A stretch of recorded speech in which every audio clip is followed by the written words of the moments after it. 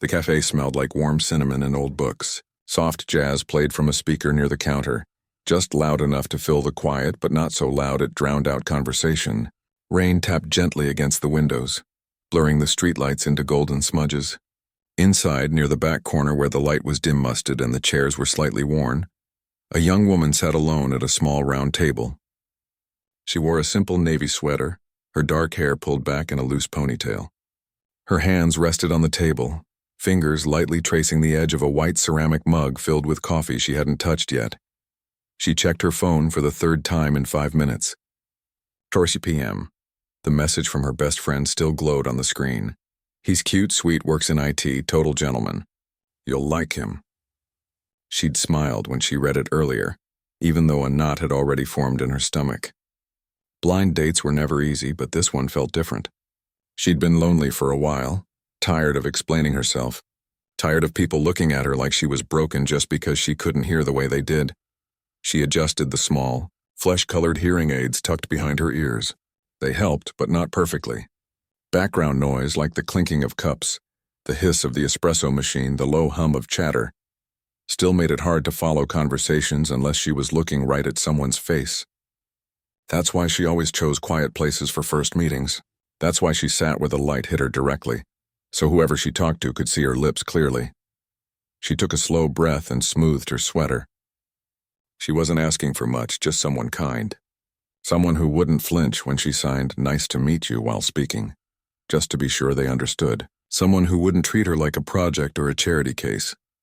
At 7:12, the door chimed. A man in a crisp button-down shirt walked in, scanning the room. His eyes landed on her, and for a second his expression was neutral, maybe even hopeful. Then he saw her hands resting on the table, saw the slight bulge of the hearing aid behind her ear. His smile faltered. He walked over slowly like he was approaching something dangerous. "Hi," he said, not sitting down. His voice was flat. She looked up, offered a warm smile, and spoke clearly while also signing. "Hi, you must be Daniel. I'm so glad you could make it." He didn't respond to the sign, didn't even glance at her hands. He shifted his weight, glanced toward the door, then back at her. "Look," he said, voice low but sharp, "I didn't know. I mean, my friend didn't tell me you were like this." Her stomach dropped. "Like what?"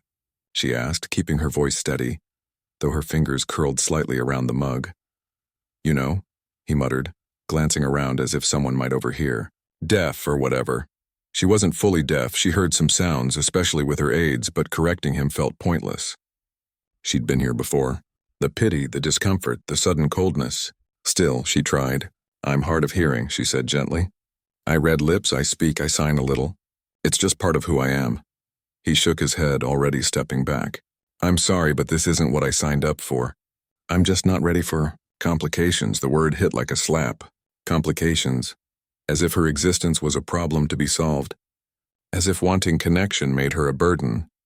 Before she could respond, he turned and walked out, leaving the cafe door swinging behind him. No apology, no second thought. Just gone. For a long moment, she sat frozen. The jazz music felt too loud now. The laughter from another table sounded mocking. Her cheeks burned. She wanted to disappear, to melt into the chair, into the floor, into the rain outside. She blinked hard, fighting tears. Not here, not in public. She wouldn't give him the satisfaction of knowing he'd broken her. She reached for her coffee, but her hand trembled. She set it down again. Her throat felt tight. All she'd wanted was a chance. A normal conversation, maybe a second date, maybe nothing at all. But to be rejected before even saying more than 2 sentences? To be called a complication like she was a faulty appliance? She stared at her reflection in the dark window. Raindrops slid down the glass like silent tears. She thought about her childhood. The teachers who spoke too fast, the kids who mimicked her voice, the job interviews where people's eyes flicked to her ears and never quite met hers again. She'd worked so hard to prove she was capable, smart, worthy. And yet, here she was feeling small again in a quiet cafe on a rainy Tuesday night. A few tables away, a man sat alone with a stack of papers and a half-finished sandwich. He'd been there when she arrived, grading what looked like children's worksheets. He hadn't been eavesdropping, there wasn't much to eavesdrop on, but he'd seen the whole thing. The hopeful smile, the man's stiff posture, the quick exit. He'd watched her shoulders sink, the way she kept her eyes down like she was trying to vanish. He knew that look. He'd seen it in his own daughter's eyes before they found the right school, before she met other kids who signed like she did. Before she learned to stand tall instead of shrinking away, he hesitated. Strangers didn't usually step in. It wasn't polite. But watching someone get treated like they were less than human, that wasn't polite either. He took a breath, stood up, and walked over. Not with pity, but with quiet purpose. He stopped a few feet from her table and gently tapped the wood with his knuckles. Not loud, just enough to get her attention without startling her. She looked up, wary, eyes still shiny with unshed tears. He didn't speak. Instead, he raised his hands and signed slowly, clearly, "You deserve better." Her breath caught. No one had ever signed to her in a place like this, outside of school, outside of deaf events, and certainly not from a stranger offering kindness without expectation. She didn't know him, didn't know his name or his story, but in that moment, those 3 signed words, "You deserve better," felt like a lifeline thrown across a dark room. She didn't answer right away. She just looked at him, really looked. His eyes were kind. His hands moved with care, not fluency, but sincerity. He wasn't performing. He wasn't trying to impress her. He was just there, offering a truth she needed to hear. And for the first time all evening, she didn't feel invisible. She gave a small nod, then signed back, her fingers a little shaky. "Thank you."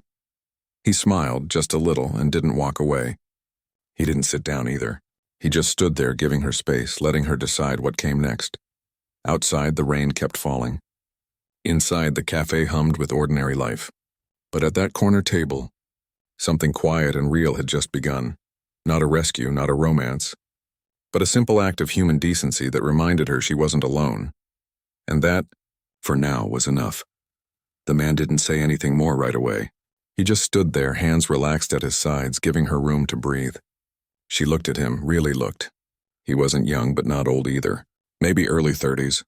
His shirt was slightly wrinkled, like he'd been wearing it all day, and there was a faint smudge of marker on his sleeve. Teacher, maybe? Or someone who spent time with kids. His eyes were calm, not curious in a nosy way, but steady, like he'd seen hard things before and hadn't looked away. She wiped her cheek quickly with the back of her hand. Embarrassed she'd let tears get that close. Then she signed again, a little more clearly this time. "You sign?" He nodded. "Not well," he said out loud, then added in sign, "Learned for my daughter." Her shoulders relaxed just a fraction. That explained it. The careful movements, the slight hesitation between signs. He wasn't fluent, but he knew enough to mean what he said. That mattered more than perfect grammar. "Your daughter's deaf?" she asked, speaking as she signed, her voice softer now. "Yes," he signed back. 6 years old. Born that way, she nodded. There was a whole world in those few signs. The late nights researching, the IEP meetings, the worry, the love. She knew that world. Not as a parent, but as someone who'd lived it from the other side. He glanced toward his table where a small backpack sat on the chair beside a stack of papers. "I was grading homework," he said, voice low. "Didn't mean to overhear, but I saw what happened." She looked down at her coffee. "It's fine," she said, though they both knew it wasn't. "No," he said gently. "It's not," she didn't argue. She just let the silence sit between them for a moment, the kind of quiet that doesn't feel heavy, just honest. After a beat, he gestured to the empty chair across from her. "Can I sit?" She hesitated. She didn't owe him anything. But something in his posture, the way he waited for her answer, didn't assume, made her nod. He sat slowly, careful not to make sudden movements. He didn't take out his phone, didn't fidget, just folded his hands on the table and looked at her like she was a person, not a problem. "I'm sorry he treated you like that," he said, signing and speaking together, matching her rhythm. "People act like being different is a flaw, like you're asking too much just by existing." She let out a breath that was almost a laugh. "Yes, like I should be grateful anyone even talks to me." He shook his head. "You shouldn't have to be grateful for basic decency." She looked at him, surprised. Most people tiptoed around the subject, said things like, "You're so inspiring," or "You don't even seem deaf," as if that was a compliment. But this man? He saw the injustice plain and called it what it was. "My daughter," he said after a pause. She used to hide her hearing aids under her hair, wouldn't sign in public, thought it made her weird. Her chest tightened. I did the same thing until college, he nodded. Then one day she met another girl at the park. Same age, same aids, same bright purple ear molds. They played for an hour without saying a word out loud, just signing and laughing. When we got home, she took off her hoodie for the first time in months. Said, "Daddy, she didn't look at me like I was broken." The woman felt her eyes sting again, but this time it wasn't from shame. It was from recognition, from the ache of knowing how much that moment must have meant. "She's lucky to have you," she said. He gave a small, tired smile. "I'm the lucky one. She teaches me every day how to be brave." They sat in comfortable silence for a moment. The cafe buzzed around them, the clink of spoons, the hiss of steam, someone laughing near the counter. But at their table it felt still, safe. "What do you do?" he asked. "Graphic design," she said. "Freelance. Mostly logos and websites." "Cool," he signed. "Creative," she shrugged. "It pays the bills. And I can work from home, which helps." Less explaining, he understood. Fewer chances for people to stare, to whisper, to treat her like she's fragile. "My daughter draws all the time," he said. "Says she's going to be an artist when she grows up. Last week she made me a birthday card with a dinosaur wearing glasses and signing, 'Happy Birthday.' It's taped to my fridge." She smiled for the first time that evening. "That's sweet. It's terrible art," he admitted with a grin. "But I'd never take it down." They both laughed, a real laugh, light and unexpected. It felt strange, like stretching a muscle she hadn't used in a while. He glanced at his watch, then at the backpack on the next table. "I should probably get going." "Her babysitter leaves at 8, she nodded. Of course, but he didn't stand up right away. Instead, he reached into his pocket and pulled out a small folded piece of paper. He smoothed it on the table and wrote something quickly in neat handwriting. Then he pushed it toward her. It was an address. And below it, in a community center. Saturday, 4 p.m., Deaf Youth Group plus Family Potluck. She looked up, confused. "My daughter's performing," he said. "A signed poem. She's nervous. Says she wants more people who understand in the audience." He paused. "You'd be welcome. No pressure, just good people. Good food." She stared at the paper. She hadn't been to a deaf event in years, not since college. She told herself she didn't need it, that she was fine on her own. But loneliness had a way of settling in your bones even when you pretended it wasn't there. "I don't know," she started. "It's okay if you don't come," he said quickly. "Really, but if you do, you won't be the only one signing. You won't have to explain yourself. You'll just belong." The word hung in the air. Belong. It sounded too big, too hopeful, but it also sounded true. He stood up, slung the backpack over his shoulder. "Either way," he signed. "I meant what I said earlier. You deserve better." She nodded, folding the paper carefully and tucking it into her coat pocket. "Thank you," she said. "For seeing me," he smiled. "Hard not to." And with that, he walked back to his table, gathered his things, and left the cafe without looking back. She sat there for a long time after he was gone. The coffee had gone cold. The rain had slowed to a drizzle. Outside, the streetlights glowed through the wet glass. She thought about the man, about his daughter, about the purple hearing aids, about the terrible birthday card on his fridge. She thought about how he hadn't tried to fix her, hadn't offered empty praise. He'd just shown up, said what needed saying, and left the door open. For the first time in a long time, she didn't feel like she had to shrink herself to fit into someone else's world. She pulled out the folded paper again and read the address. Saturday, 4 p.m.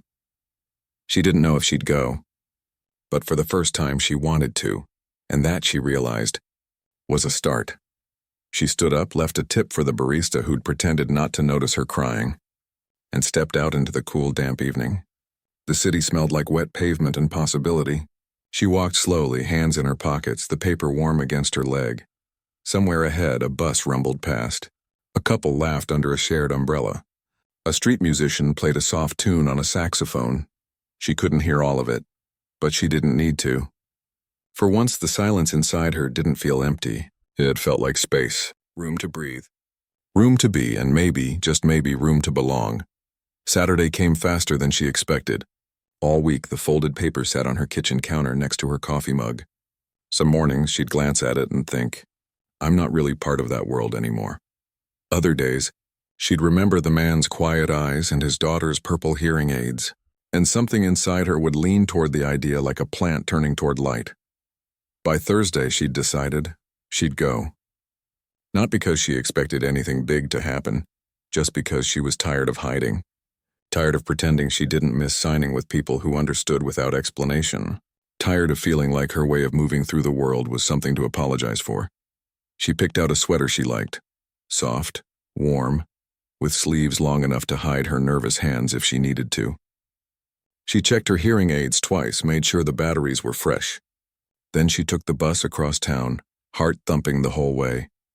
The community center was in a quiet neighborhood, tucked between a library and a small park. It wasn't fancy, just a brick building with wide windows and a ramp at the entrance. A hand-painted sign by the door read, "Welcome. All hands, all hearts." Inside, the air smelled like baked potatoes and garlic bread. Laughter echoed from a large room down the hall, and even before she turned the corner, she saw them. People signing, moving their hands with ease, faces bright with conversation. No one was straining to hear. No one was whispering or looking away.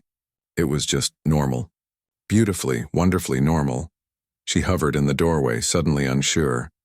What if no one talked to her? What if she'd forgotten how to be part of this? Then she saw him.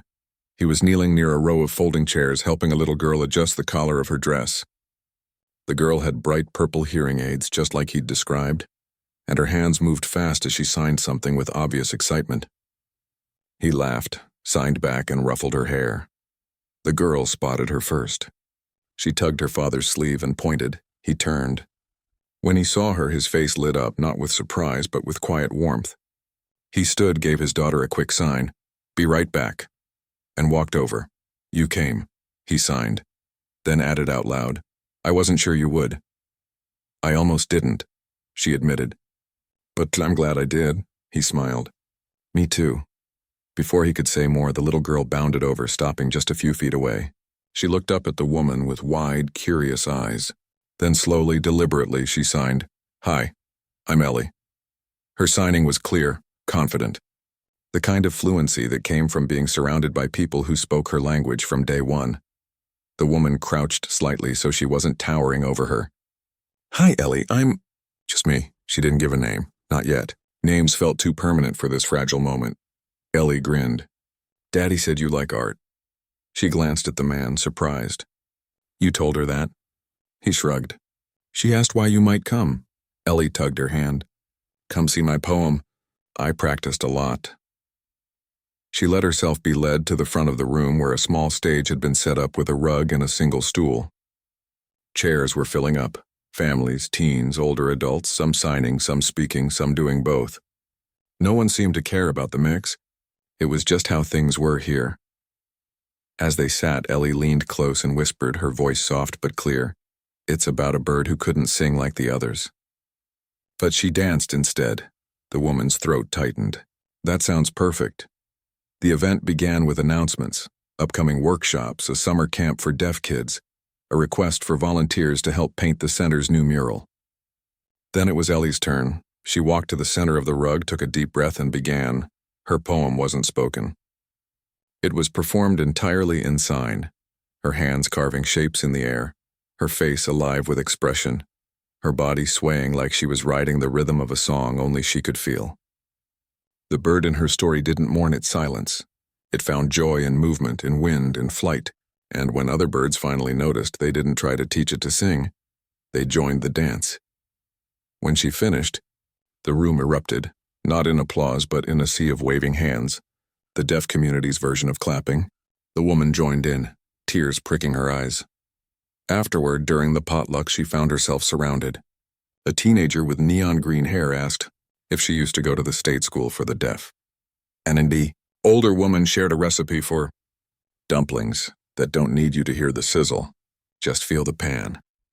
A young man showed her sketches for a comic. He was making about a superhero who communicates only in sign. No one asked about her hearing. Loss like it was a tragedy. No one treated her like she needed saving. They just talked. About art, about food, about the terrible bus schedule, about how Ellie's poem made them proud. Later, She found the man near the dessert table, refilling a tray of cookies. She was amazing, the woman said. He beamed. She's been practicing in front of the mirror for weeks. Kept asking, "Is this how you'd sign it?" She got it right. They stood in comfortable silence for a moment, watching Ellie show another girl how to fold a paper crane. "You know," he said slowly, "when my wife was alive, she always said Ellie would find her people. I didn't understand what that meant until tonight." The woman nodded. "Sometimes it takes a village just to feel like you're allowed to be yourself." He looked at her. "You found your people too, I think." She glanced around at the hands moving, the smiles, the easy way conversations flowed without sound. "Maybe I did." They talked more then, about his work as a teacher, about how he'd struggled at first trying to learn sign while grieving, while raising a child alone. About how he'd once cried in a parking lot after a parent told him he wasn't real deaf because he could hear. "I used to think I had to be perfect at everything," he said. "For her. But she doesn't need perfect. She just needs me to show up." "That's all anyone really needs," she said softly. He nodded. "You showed up today." That took courage. She almost laughed. It felt more like running away from loneliness. Same thing sometimes. As the evening wound down, Ellie came over holding 2 paper cups of hot chocolate. She handed one to her father, one to the woman. "You stay next time?" She signed, eyes hopeful. The woman looked at the cup. Then at the little girl's face, so open, so sure that belonging was possible. "I'd like that," she signed back. Ellie beamed and threw her arms around her in a quick, fierce hug before running off to help clean up. The man watched her go, then turned to the woman. "You don't have to come back, you know. But if you do, you'll always have a seat at our table." She didn't promise anything, but as she walked home that night, the taste of chocolate still warm on her tongue, she knew she'd be back. Not because she needed fixing, but because for the first time in a long time, she felt like she was already whole and finally seen. Weeks passed, and the community center became a quiet rhythm in her life. She didn't go every Saturday, but often enough that people started saving her a chair.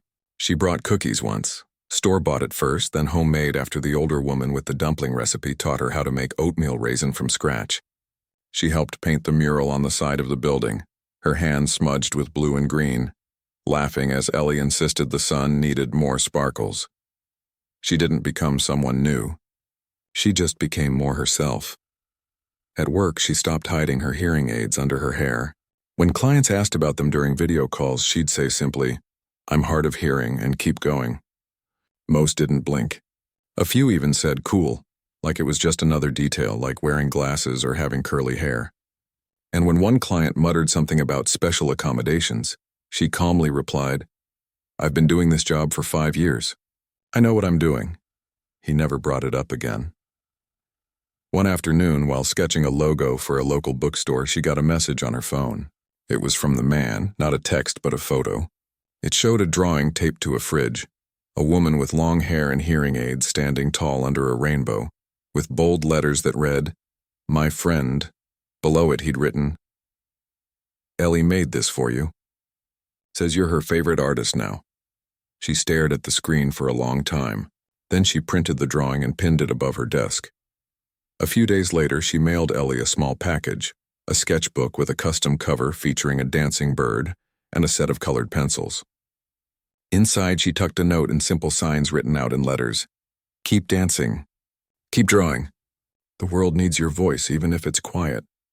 She didn't expect a reply. But 2 days later, another photo came through. Ellie, grinning, holding up a new drawing. The two of them sitting side by side at the cafe table, hand signing with speech bubbles that said, "You deserve better and thank you." She kept that one in her wallet. Meanwhile, the man found himself changed too. He'd always shown up for his daughter. He'd learned sign, find the right school, attend every meeting. But he'd done it out of duty, out of love, yes. But also out of fear that if he slipped up, she'd feel alone in the world. Now, watching her light up when the woman came to events, watching her sign with confidence to someone who truly understood, he realized something. Belonging wasn't something he could give her alone. It was something they built together, with community, with shared language, with moments like Ellie proudly introducing her new friend to her teacher. He started volunteering more, not just as a parent, but as a bridge.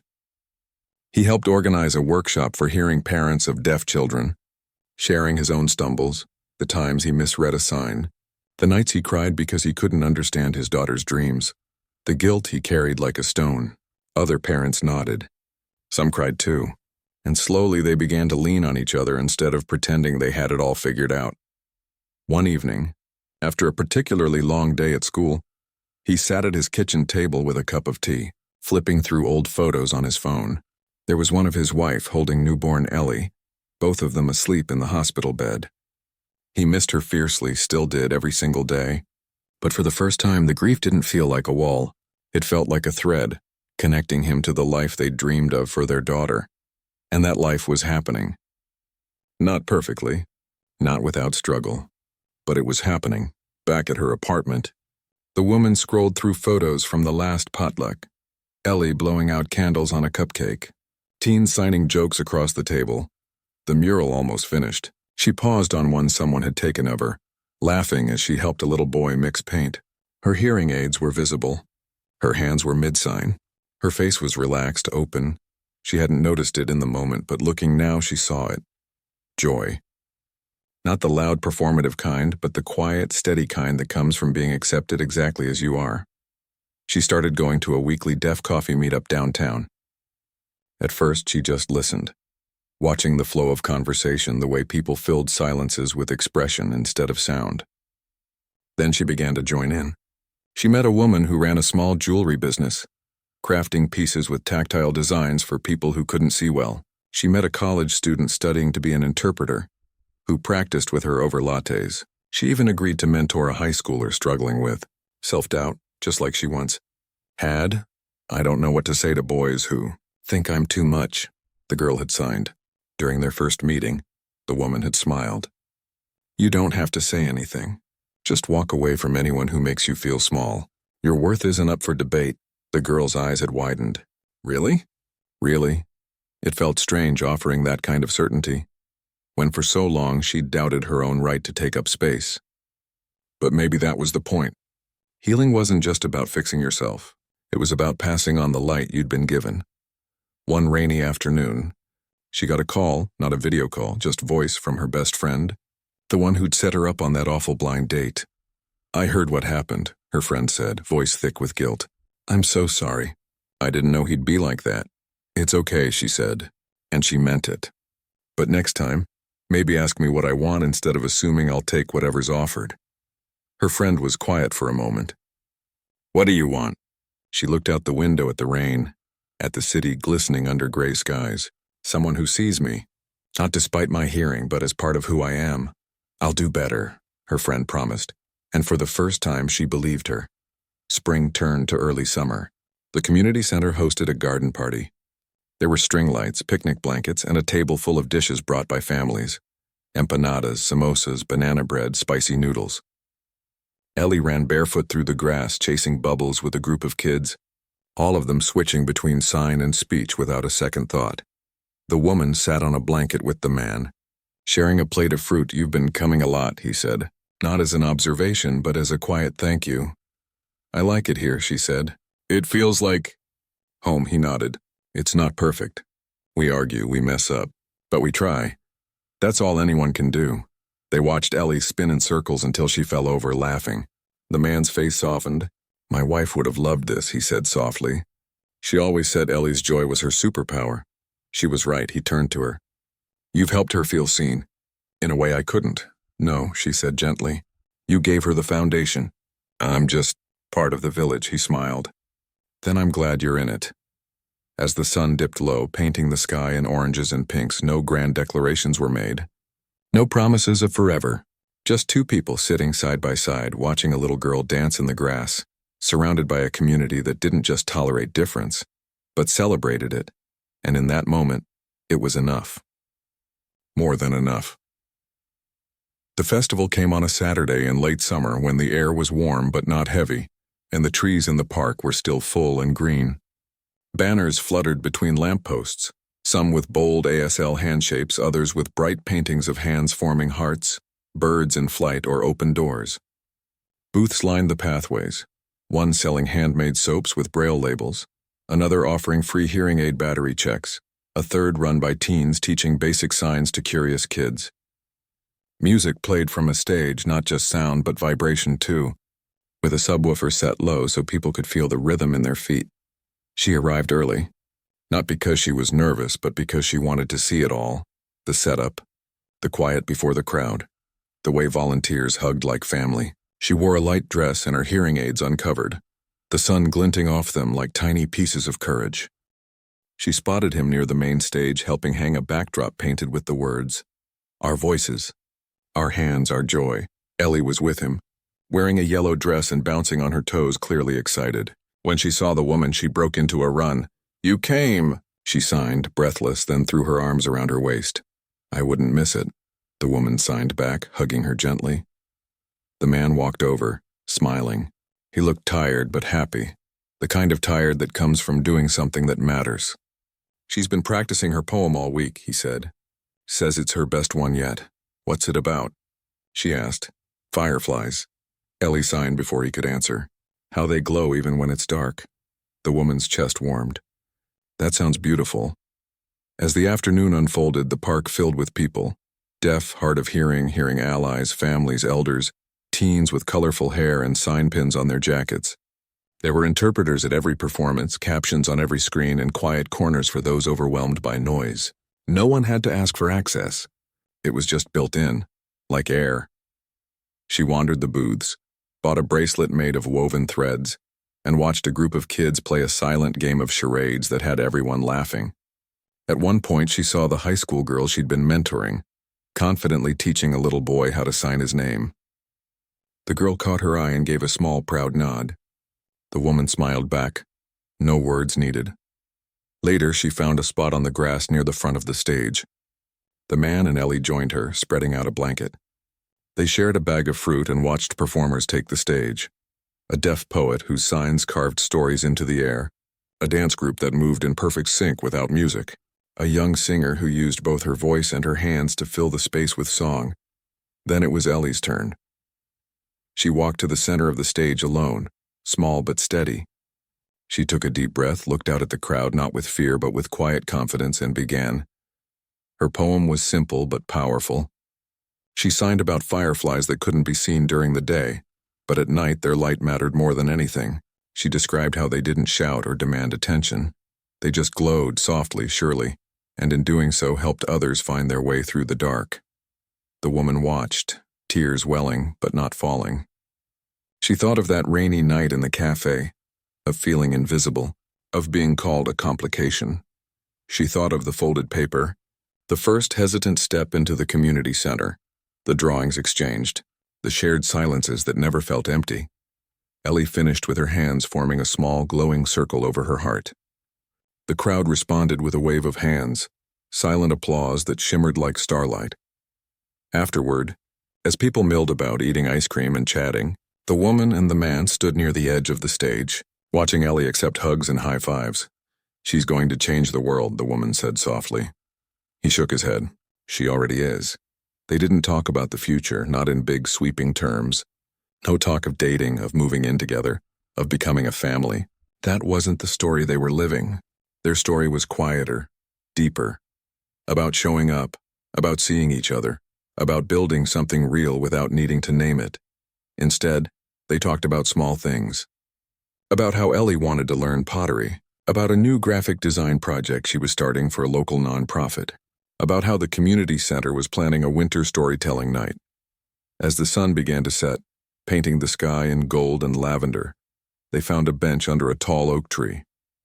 The festival lights twinkled around them, and the distant hum of conversation felt like a lullaby. She looked at him. "Thank you," she signed, "for seeing me that night." He met her gaze. "Thank you for letting me." There was no grand confession, no dramatic twist.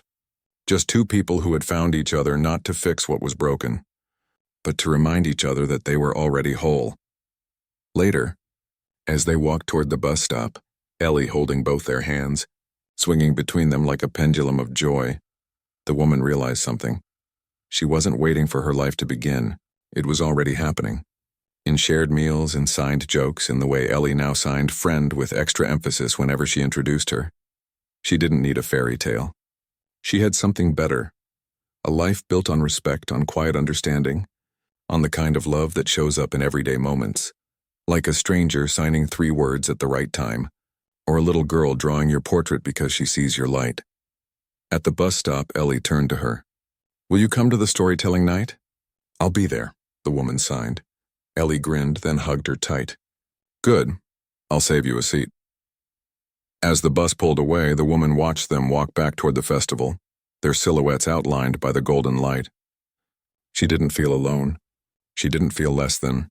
She felt part of something, a web of hands and hearts that held each other up without needing to speak a word.